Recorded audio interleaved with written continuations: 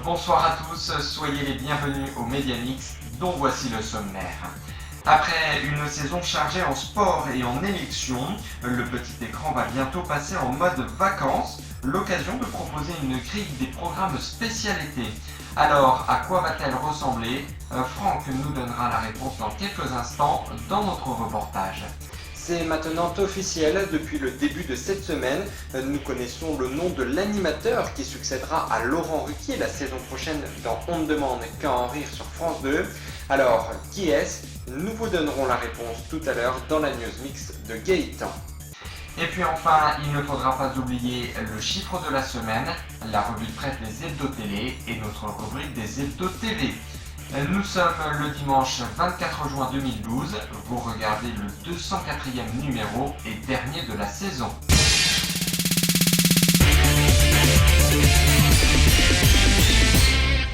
Voilà pour le sommaire de cette émission. Mais tout d'abord, parlons du petit écran qui va bientôt passer en mode estival. Comme chaque année, les chaînes de télévision nous ont concocté une grille des programmes spécialités. Alors, à quoi va-t-elle ressembler pour 2012? Franck nous donne la réponse maintenant dans le dernier reportage de la saison.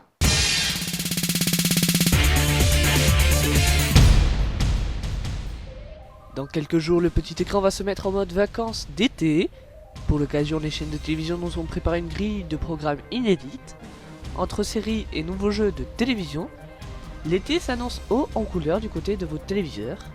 Alors, à quoi va-t-il ressembler du côté salon? Tout d'abord, TF1 misera sur la nouvelle série américaine musicale Smash, produite par Steven Spielberg. Elle arrivera à l'antenne le 4 juillet en prime time. Ne vous inquiétez pas, Line restera aussi fidèle à ses séries policières US, avec une nouvelle saison des Experts Manhattan. Lancé le 4 juin, le mini-format Nos chers voisins se poursuivra tout l'été. Il est regardé par 7 millions de téléspectateurs, une performance jamais réalisée par les mini-formats proposés par la concurrence, comme Bref ou Scène de ménage. Côté divertissement, Jean-Luc Reichmann tourne actuellement un nouveau jeu quotidien au pied du mur qui sera diffusé cet été à 19h et Sandrine Quétier proposera l'émission Tout le monde aime la France en prime time. Du côté de France 2 maintenant, la chaîne proposera des séries de l'été qui sentent les vacances. Les nouvelles séries quotidiennes matinales Ligne de vie et Talons aiguilles et bottes de paille vont faire leur retour. Ligne de vie, c'est l'histoire de deux sœurs amoureuses du même homme, et Talons aiguilles et bottes de paille, celle de 4 femmes que tout sépare, héritant d'un domaine dans le Bordelais. Le thriller Inquisitio, qui nous plonge dans la France du XIVe siècle, débarquera le 4 juillet avec 2 des 8 épisodes que compte la série. Cette dernière, qui a coûté 10 millions d'euros, rappelle l'univers des Borgia et les piliers de la Terre. France 3 sera sous le signe de la culture avec la série documentaire musicale Ces chansons qui nous rassemblent, fait écouter les plus belles chansons françaises, celles de Hugo Frey, Christophe ou encore Maxime Le Forestier. M6 misera encore sur l'amour, rien que de l'amour, avec le nouveau docu-magazine Ne dites rien à la mariée dès le 3 juillet. Le principe, un couple se voit offrir 15 000 euros pour préparer son mariage en 3 semaines, mais c'est le marié qui devra l'organiser tout seul.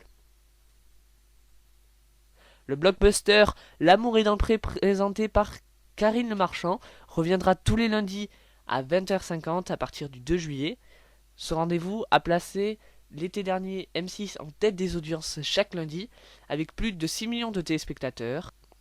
La famille cible de la chaîne privée sera le sujet de 2 séries.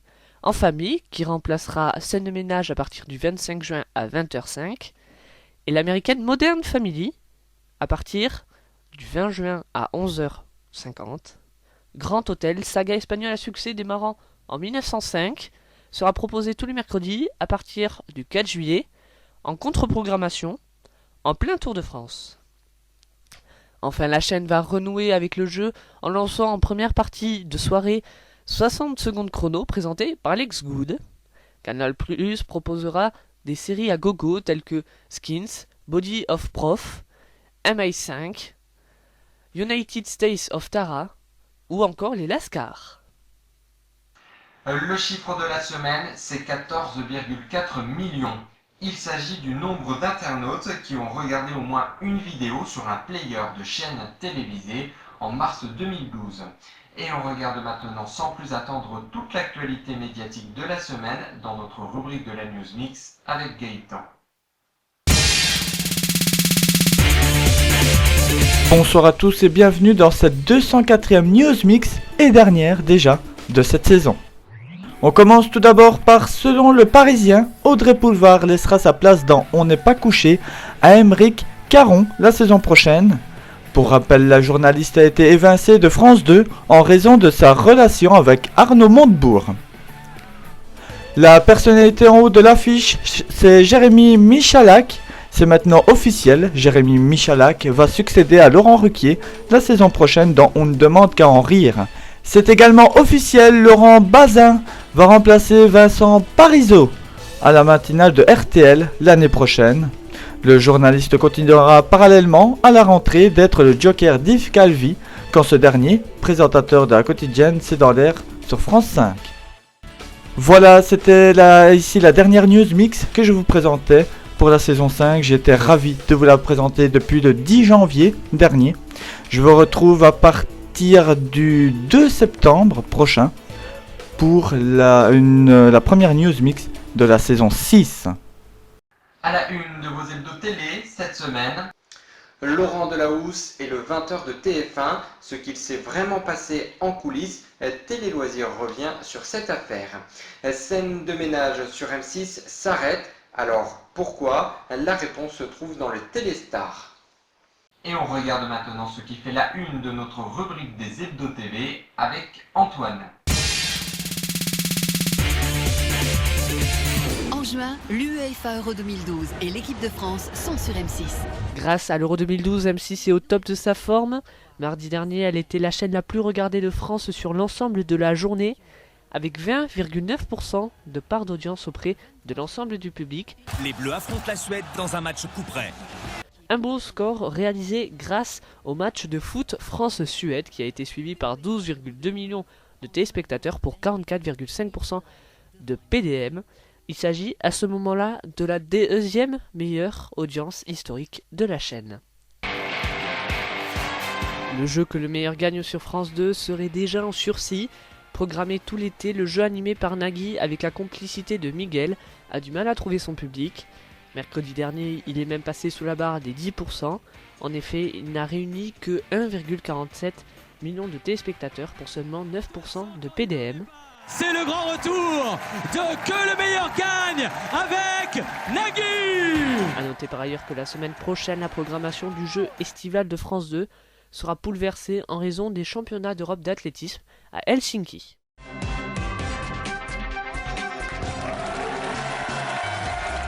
Selon le site de Téléops, 6 journalistes du petit journal de Canal+ se sont vus refuser la carte de presse par la commission. Il précise ainsi que ces derniers ne pourront accéder à la cour de l'Elysée, à l'Assemblée nationale ou encore à certains meetings. Les journalistes concernés vont faire appel. L'ultime recours serait le Conseil d'État. C'est ainsi que s'achève le dernier numéro de cette saison. Il est maintenant temps pour nous de s'absenter quelques semaines afin de se reposer et de préparer la 6e saison. Julien, Visio, Franck, Antoine, Cyril, Gaëtan et moi-même vous souhaitons de passer d'excellentes vacances si vous avez la chance d'en prendre. Nous vous donnons rendez-vous le 2 septembre prochain pour notre 6e saison. Et comme chaque semaine, je vais finir cette émission par ce rituel. Excellente semaine à toutes et à tous et merci de votre fidélité. L'actualité média continue sur mediamix.nous.fr.